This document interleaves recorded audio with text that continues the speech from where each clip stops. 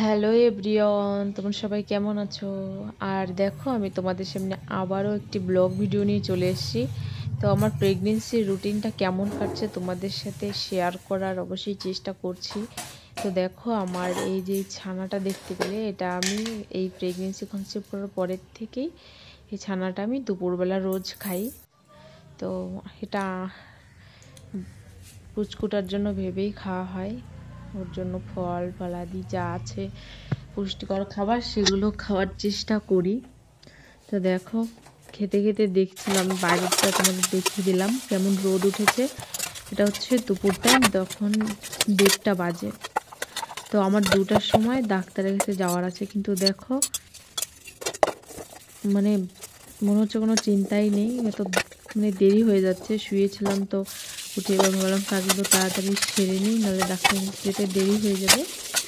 তো দেখো, আগে ভাবলাম রান্নাঘরের কাজটা সেরে নিই, তারপরে কারণ কিছু জামা কাপড় ছিল ওগুলো কাছাকাছি করতে হবে।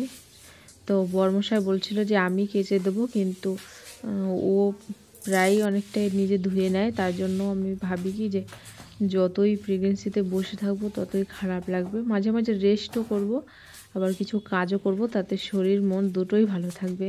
সারাদিন শুয়ে বসে থাকলে তো আর শরীর ভালো থাকে তা না, তাই না? তো দেখো, এগুলো এতটা জমেছে ধোয়ার জন্য।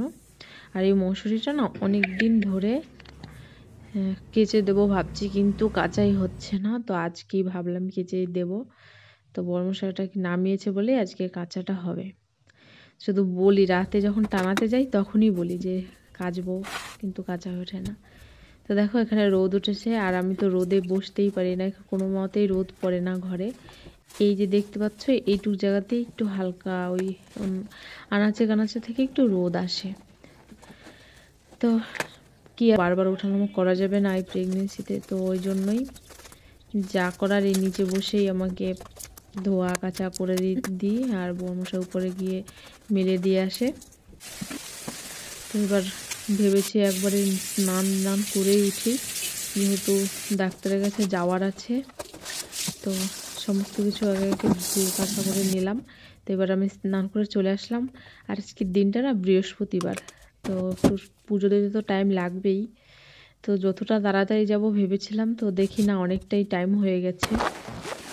আর কিছু করার নেই, এখন আমাকে 2টার সময় ডাক্তার বসে, কিন্তু 2টা না 1:30টার দিকে বসে। তো দেখো, আমার ধোয়া কাচা কমপ্লিট হয়ে গেছে। এবার ঠাকুরের থালা বাসনগুলো ধুয়ে নেব।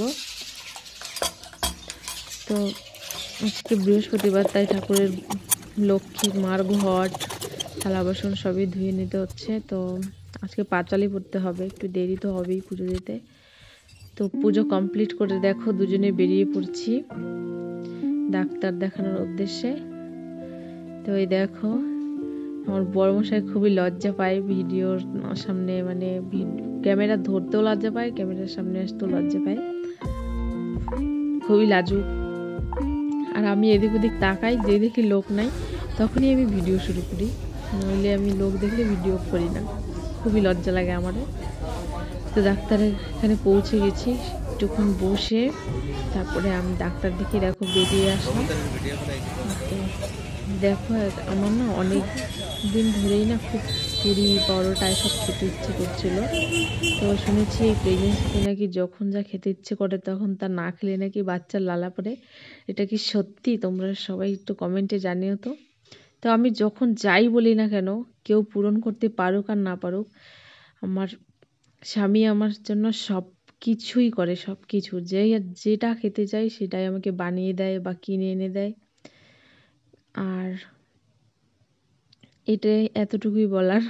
তো আমার অনেকদিন ধরে 2-3 দিন ধরে বলছি খাবো খাবো, তো ও বলছে হ্যাঁ খাবে খাবে, কিন্তু ওর আনা হয়ে উঠছিল না। তো ওই জন্য আজকে এখানে বসেই খেয়ে নিচ্ছিলাম, যেহেতু আজকে বাইরে গেছি আর কবে বেরোবো জানি না। তো এখানে বসেই খেয়ে নিচ্ছি দুজনে। তো ও খাবে না বলেছিল, আমি বলছি তুমিও একটু খাও আমিও খাই, দুজনে তুমি কি তাকিয়ে থাকবে। তো রাস্তা থেকে যাওয়ার সময় বলছি কি আমি না মিষ্টিও ভালো খাই। তো ও বুঝে গেছে যে ও মিষ্টি খেতে চাইছে। তো দেখো মিষ্টি নিয়ে নিচ্ছি। হ্যালো এভরিওয়ান, পৌঁছে গেছি আমরা বাড়ি।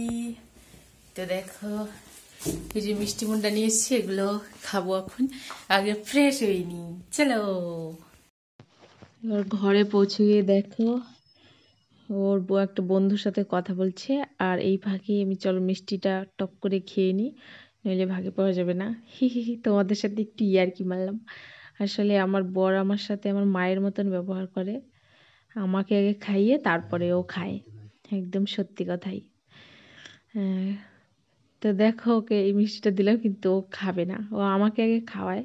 তো কথা বলতে বলতে দেখো ওই খেয়ে নিল।